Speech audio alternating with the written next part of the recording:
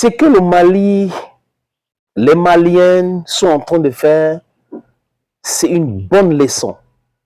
Une leçon de solidarité, une leçon de coming together, une leçon de la défense de la patrie. Les amis, les terreaux aujourd'hui sont en train d'appeler les maîtres. Ils appellent au Kong, qui est à l'Élysée, ils appellent le parrain du terrorisme en Afrique, ils appellent le dramatique d'Abidjan pour que ces gens-là les viennent en aide. Parce que la situation n'est pas telle qu'ils ont prévu. Ils avaient bien organisé leur attaque sur 7 cibles de façon spontanée au même moment pour essayer de diviser l'armée malienne, pour les obliger à se disperser et tomber facilement. La capture des bases militaires et autres. Passer un message et la communication avait été préparée par les médias mensonges en France. TV5 Monde, France 24, avec des agents doubles qu'on appelle abusivement journalistes ici, comme Serge Daniel par exemple, qui est au Bénin, mais qui nous donne les informations avec des images du Mali, incroyable. Et quand moi j'ai écouté ces chaînes-là, en fait j'ai compris que c'était des agents ou des plateformes de propagande pour les terreaux. C'est-à-dire qu'ils vous parlent de terreau, il n'y a pas d'équilibre dans le traitement de l'information. Du tout. Ils ne s'accommodaient pas avec ça.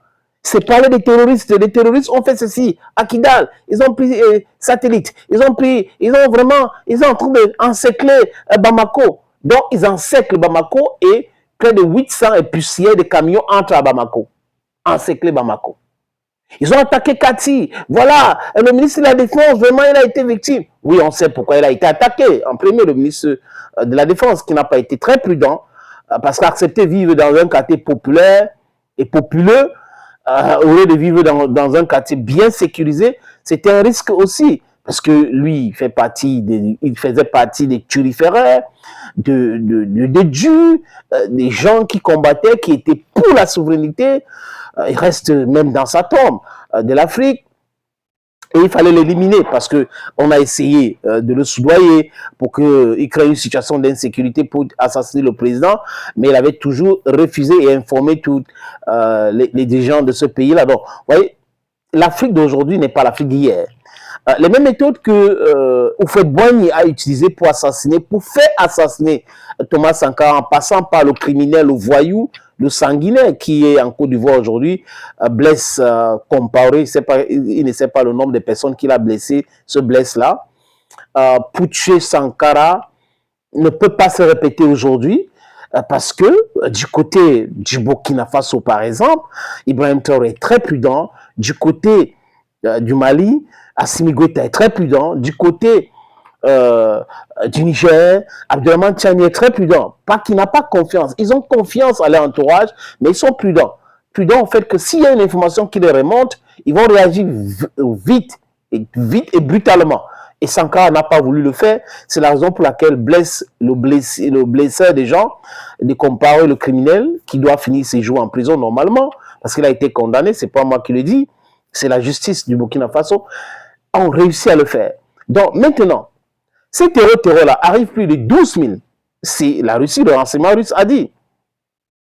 Et la presse a commencé à parler. Et même en Afrique, en Côte d'Ivoire, j'ai écouté des journaux télévisés, des émissions de débat de certaines pseudos intellectuels. Et je me suis posé la question, mais ces gens-ci, qu'est-ce qui se passe dans leur cerveau? Est-ce qu'ils sont des gens normalement constitués où il y a un problème réel? C'est quoi le truc? Comment est-ce que l'argent peut faire en sorte que les gens perdent leur mémoire, c'est pas l'humanisme, c'est-à-dire que la quête au patriotisme, parce que nous, en tant qu'Africains, nous devons soutenir à fond la caisse de notre Afrique. C'est une histoire de drapeau, c'est une histoire d'Afrique, mais ils n'ont pas compris. Et le Burkina Faso, le Niger est entré dans la danse, sans faire de bruit. Donc ça a donné l'élément à ces gens-là de dire que regarde là, c'est tout ça là.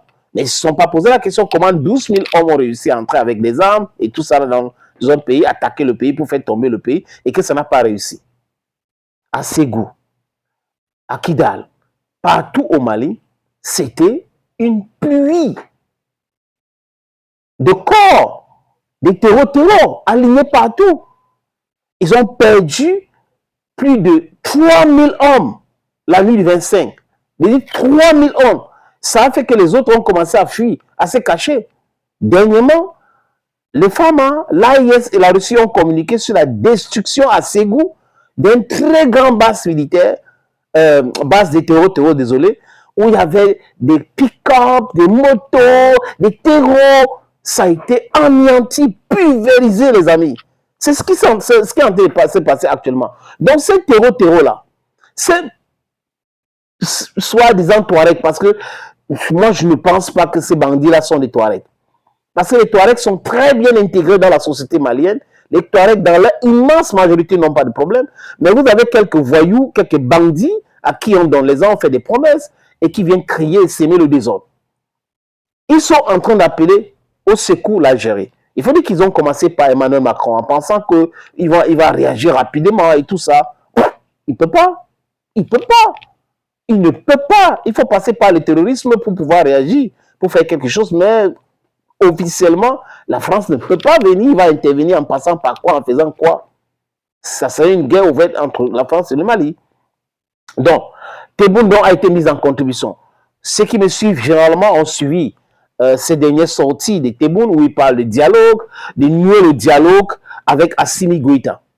Les amis, ça ne vient pas parce que Tebboune c'est un homme qui aime le dialogue. Non, Tebboune c'est un homme qui protège les terreaux. Imam Diko, qui est un voyou, il doit être arrêté. Et où aujourd'hui? En Algérie. Les soi-disant Touaregs qui font du banditisme international sont où? En Algérie et en Mauritanie.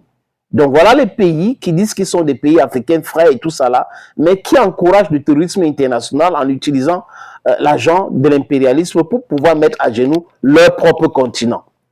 Pourquoi les terreaux maintenant demandent de l'aide? Parce que ça ne va pas. Ça ne va pas. Il a dit que c'est compliqué, même la nourriture c'est compliqué. Parce que toutes les chaînes sont détruites aujourd'hui, des ravitaillements. Ils vont se ravitailler en pétrole, en carburant, comment? Où? Comment? Ça va se passer comment?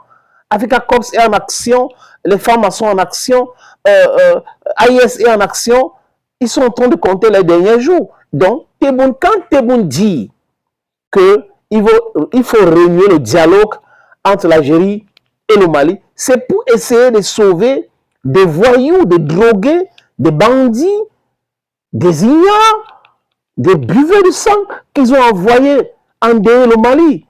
Et je ne suis pas sûr que Assimi Goïta va écouter cette histoire, va comprendre ou va accepter de régner le dialogue tout de suite avec l'Algérie. C'est bien de dialoguer si les gens changent, les hommes peuvent changer.